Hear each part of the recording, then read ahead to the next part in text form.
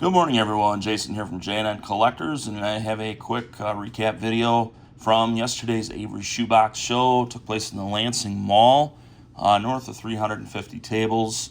A little bit slower show yesterday, and I think the reason for that is because there were, I believe, six different card shows around the state of Michigan.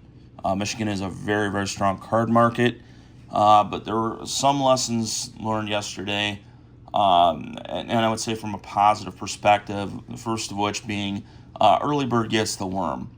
And so when you have multiple shows taking place in the same state within, say, an hour to 2 hour range, what often happens is people will go to one show in the morning and then they will go somewhere else during the afternoon. They're trying to cover as many tables around the state as they possibly can. So if you get there very early, get set up, and are willing to work with people, that can benefit you greatly. And for the first time in several months, I did set up yesterday, and by 9 o'clock, I had done extremely well. So very happy about that.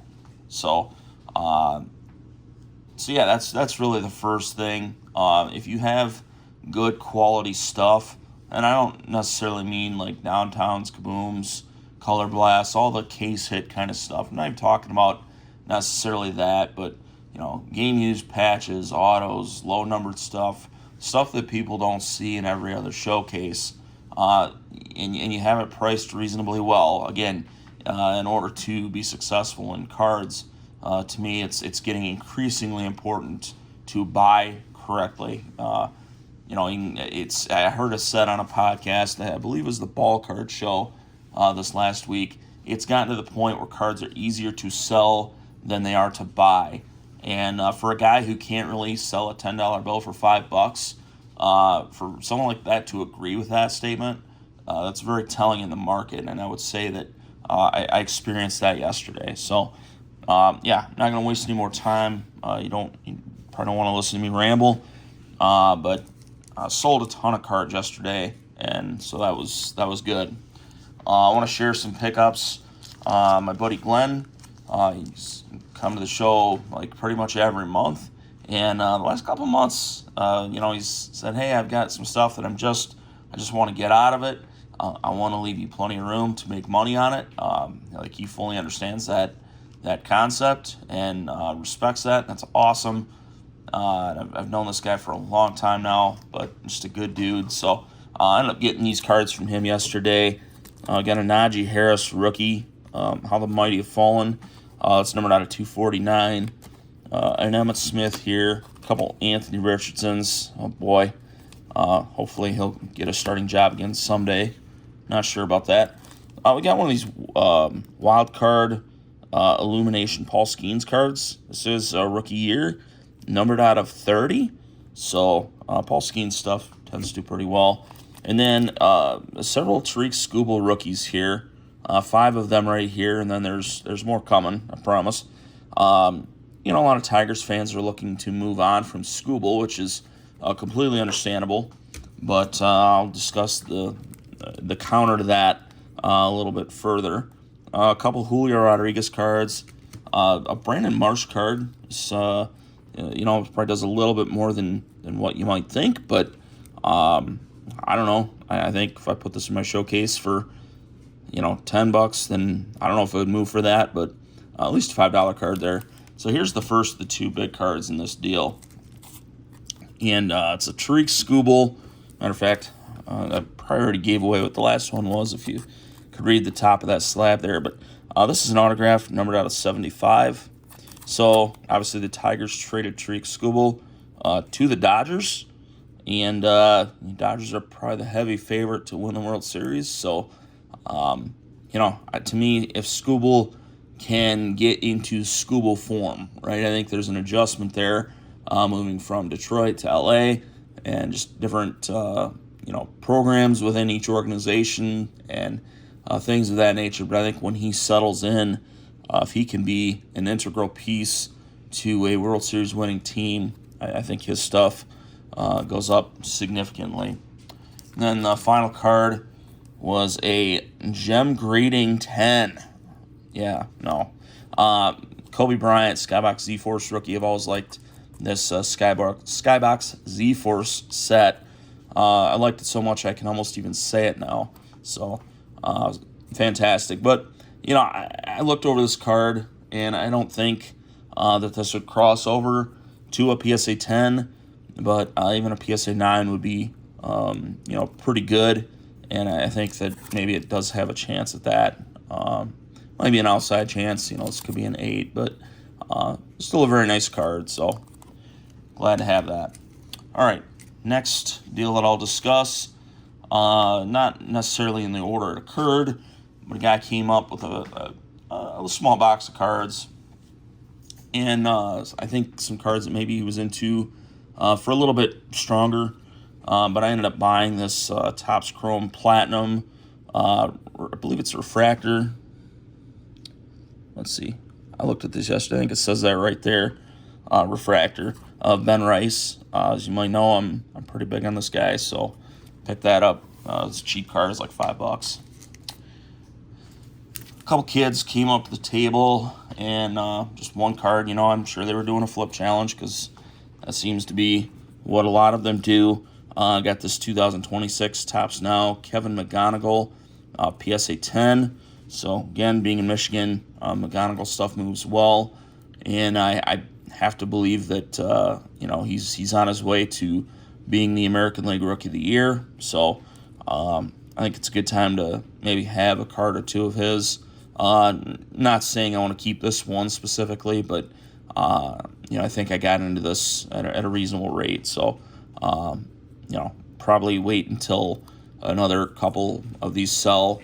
Because the last comp is kind of a rough comp, so see what happens there. All right, 2 different deals, but the same seller on these last 2. First one was kind of like, hey, here's my box of stuff.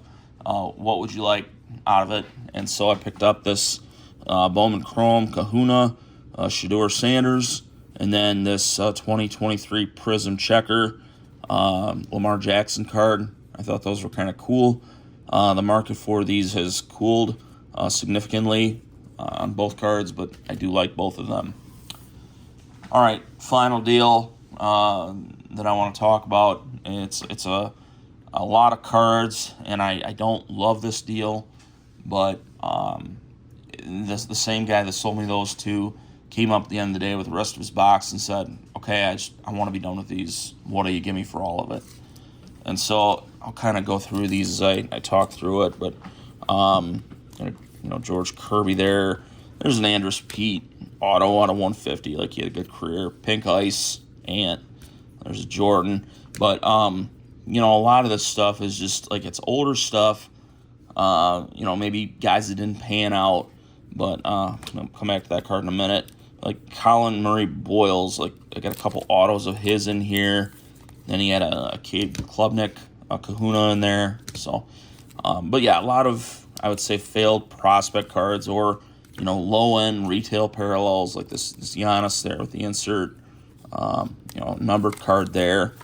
But all this kind of stuff. So a lot of really cheap stuff with a couple cards that are more in the, like, $10, $15 range. So I'm just kind of go through there. There's Jerry Grant.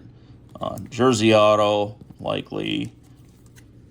But I've come up with a new phrase that I will probably use more than just now.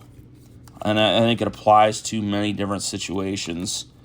But it really goes back to this Ja'Lynn Polk card. So this is a Mosaic Genesis card.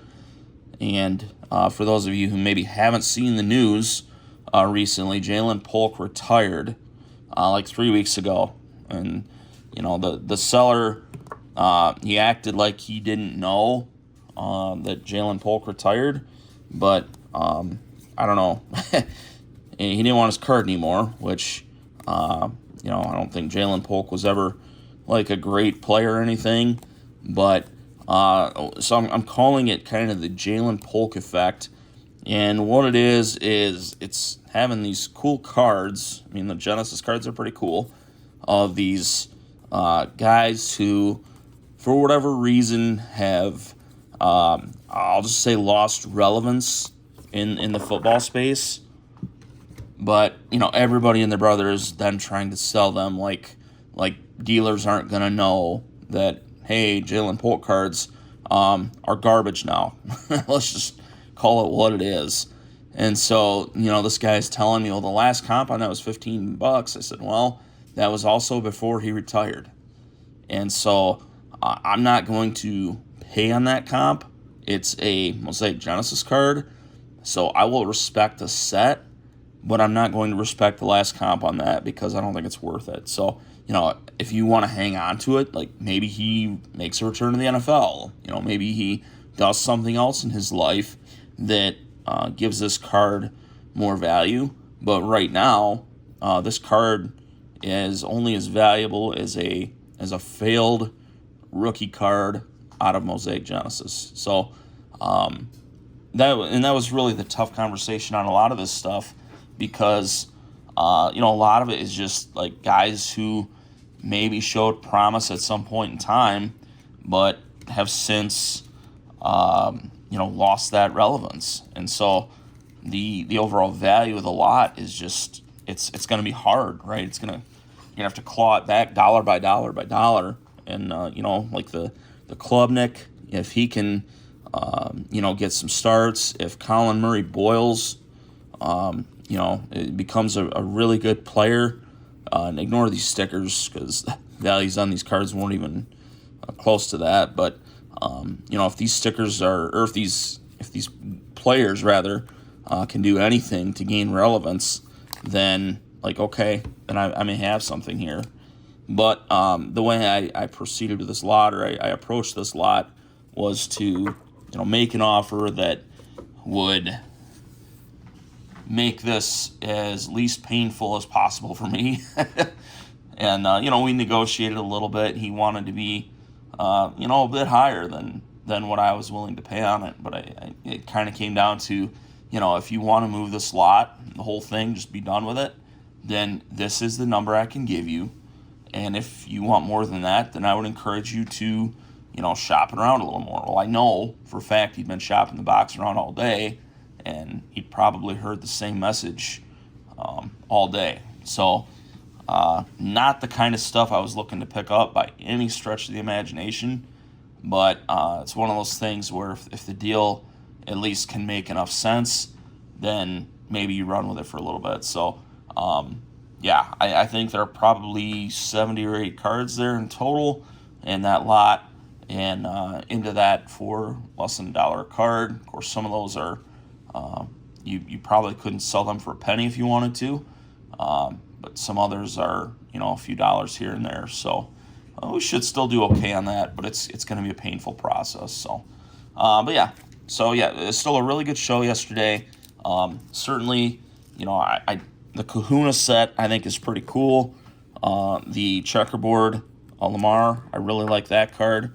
McGonigal, really like that card. I think he's the next great young Tiger. And then you got the Ben Rice refractor. Of course, the Kobe Skybox Z-Force rookie. And then the purple Scooble auto. Apologize, my dryer's going off there in the background. But, so kind of a fun day, but didn't really pick up anything that's like, oh my gosh, super unique. So I may have another reaction video based on that coming, but for now, that's what I picked up yesterday. Another great show, super great sales show. So if anyone who bought from me is watching, thank you so much, and hope you all have a great week. Talk to you soon.